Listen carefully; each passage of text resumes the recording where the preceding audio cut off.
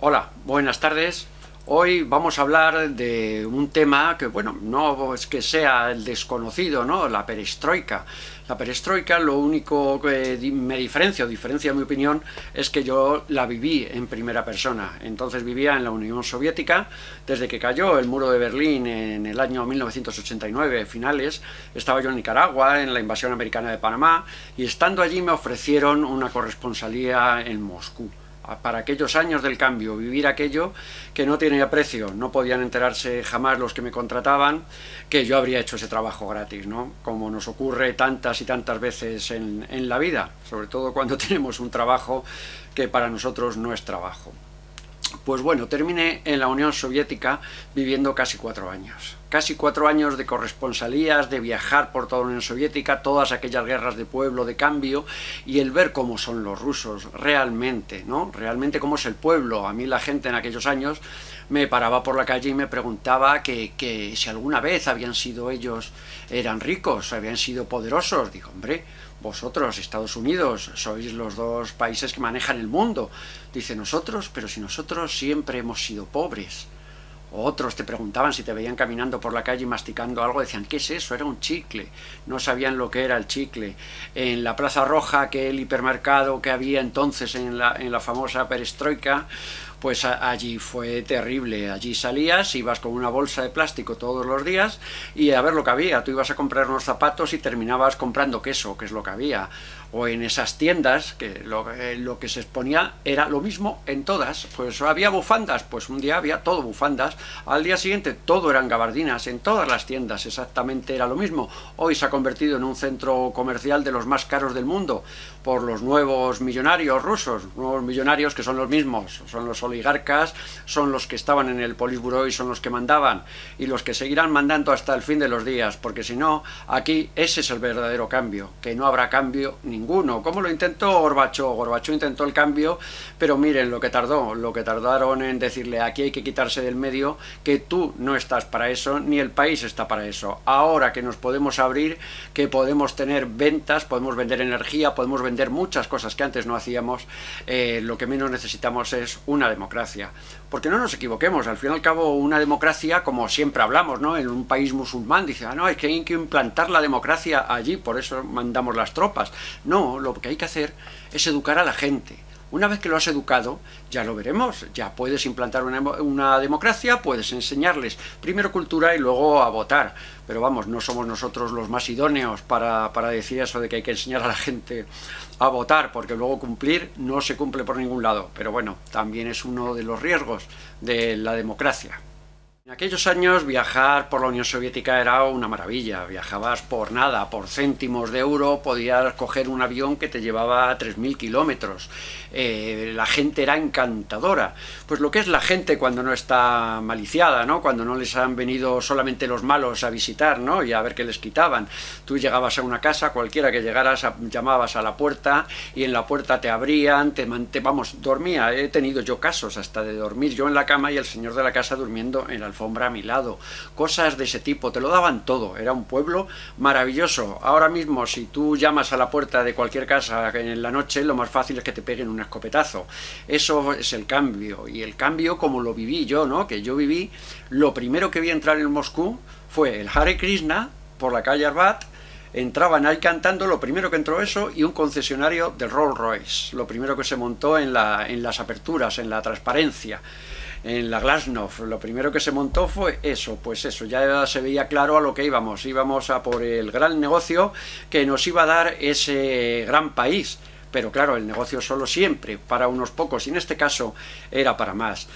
Todas las imágenes que están viendo son fotos tomadas por mí en aquel tiempo que viajé por todas partes, Chechenia, Osetia, Nagorno-Karabaj. En Nagorno-Karabaj me dejé una rodilla allí, y bueno, hubo de todo, todas las guerras interiores que hubo en aquellos años en la Unión Soviética, las cubrí todas, y la verdad es que eran otro mundo. Eran gente que no tenían ese pensar el por qué hago esto, no, era mucho más primario, todo era mucho más primario, con buenísima gente, pero claro, los dirigentes son los que terminan estropeando todo siempre, no podían permitir que se les quitara de las manos, y eso no se iba a permitir de ningún modo, y sobre todo teniendo a los chinos que podían aliarse con ellos y enfrentarse al mundo, que es lo que están haciendo, porque al fin y al cabo lo que buscan es poder. Yo me acuerdo de aquel edificio de la KGB cuando entrábamos, porque realicé un viaje a las minas de Vorkutá, en el norte de Rusia, ya en Siberia, donde estaban los campos de concentración, y estuvimos con un amigo polaco, estuvimos allí en la KGB cuando empezaron a abrir los archivos para ver dónde había estado su padre, ¿no? Y su padre aparecía allí en los papeles. En ese edificio encontramos su padre había estado allí en los campos de la muerte, en el ferrocarril de la muerte, un ferrocarril que se construía sin fin, no tenía fin, simplemente era que fueran muriendo según estaban allí, en unos inviernos crudísimos, y luego cuando fuimos nosotros en primavera fue casi peor, porque te comían los mosquitos hasta dejarte seco, aquello era terrible al llegar. Pero bueno, fuimos los primeros que llegamos, nos encontramos allí todavía ropa, papeles, montones de cosas tiradas en aquel lugar que nos demostraba lo que había pasado, que la Segunda Guerra Mundial terminó y al día siguiente, como hacía Stalin, esos campos de concentración que liberaba a los judíos, al día siguiente los abría para meter a los suyos, ¿no? A los inconformistas con su régimen, y luego ya todos los gulag y todo lo que creó en Siberia. Eso fueron años que pasaron y dicen, bueno, pero claro, era la posguerra, se había ganado, ya, pero es que el ser humano no importaba nada, no lo importó durante la guerra y menos lo importó después, y eso es lo que les enseñaban al ruso de a pie, le enseñaban que siempre estaría papá Estado para pagarles todo. Tú entrabas en cualquier casa y la calefacción era el horno abierto, el horno de la casa abierto, como el gas lo papá Estado pagaba, no había ningún problema. Pero claro, luego teníamos las zonas comunes era la escalera, y la escalera era como el peor barrio del Bronx, todo negro, quemado, porque como eso no es de nadie, el Estado no lo limpiaba, pues allí no lo limpiaba nadie, todo el mundo tiraba todo allí, y como si fuera el campo, porque aquello no era absolutamente responsabilidad de ninguno. En un tiempo en que la información y lo que se te decía, pues era ridículo, ¿no? Recuerdo un amigo que le robaron del Jigulí, que tenía del coche, le robaron los 4 tapacubos una noche, pues salió en el Pravda, en el periódico, en La Verdad, en el periódico oficial salió, y además con una redacción del veloso corcel de nuestro amigo ha sido atacado esta noche, porque le habían robado los tapacubos, pero era más fácil contar eso que decir que estaban matándolos de hambre a todos. O que abre el McDonald's, que cuando llego al primer McDonald's y lo ves allí cerca de la Plaza Roja, 3 kilómetros de cola de gente a 12 bajo cero esperando para entrar a comprar una hamburguesa. La picaresca rusa les hacía ir por detrás y las sacaban de la cocina y se los vendían a los últimos de la cola, al doble de lo que valían.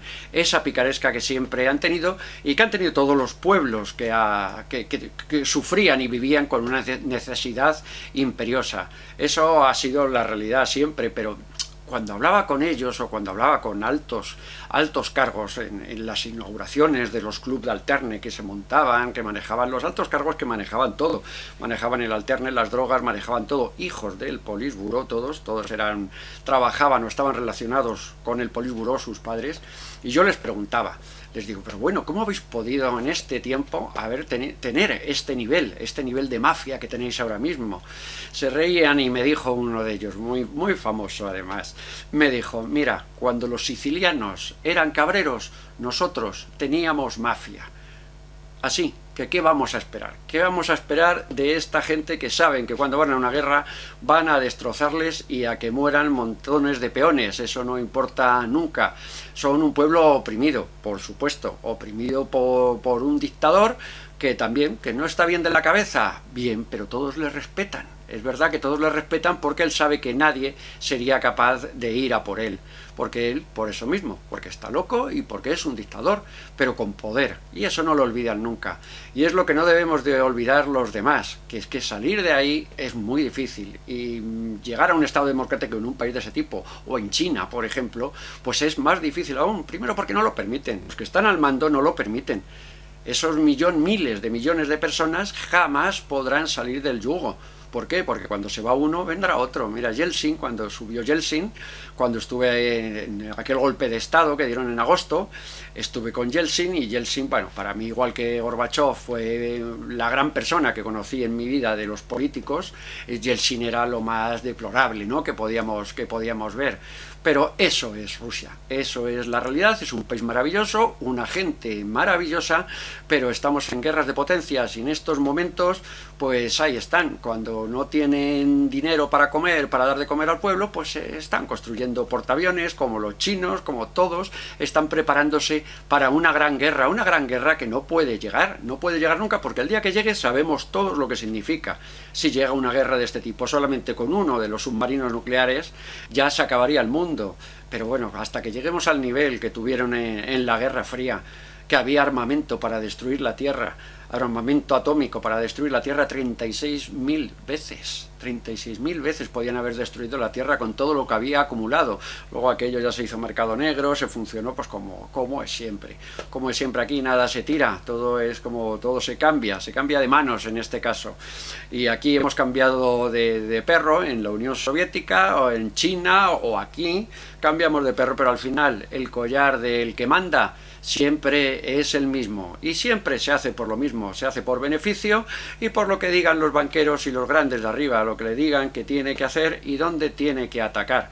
Pero sobre todo lo peor es cuando les das el poder a la gente, a un dictador, y no te atreves con él, sigues dándole apoyos por otros lados, pero tú no quieres figurar, porque estamos en el momento buenismo, en el mundo en que todos queremos que ser iguales y maravillosos, y que qué bien va a ir todo. Pues así lo que nos va a ir es cada día peor, y es lo que estamos viendo, porque ¿qué es lo que estamos buscando? ¿Qué fin es el que busca el ser humano? ¿El cambio? ¿Un cambio de qué? Vale, pero para hacer un cambio, elimina lo anterior. ¿Y cómo lo eliminamos?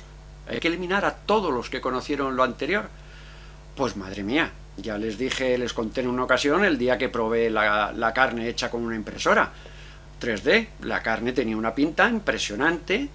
La carne estaba hecha con remolacha, con cosas guisantes, con edulcorantes, una pinta extraordinaria. Pero aquello era una porquería, que no había quien se lo comiera. Se lo dije al señor que me lo había dado. Me dice, claro, que es una porquería. Pero dentro de 20 años, el que pruebe esto no habrá probado la carne, no sabrá a qué sabe la carne.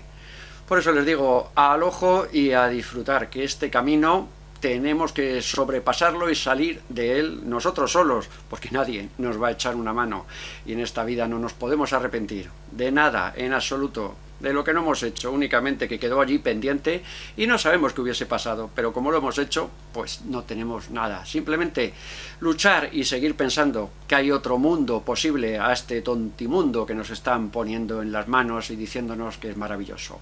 Pues muchas gracias y hasta el próximo día.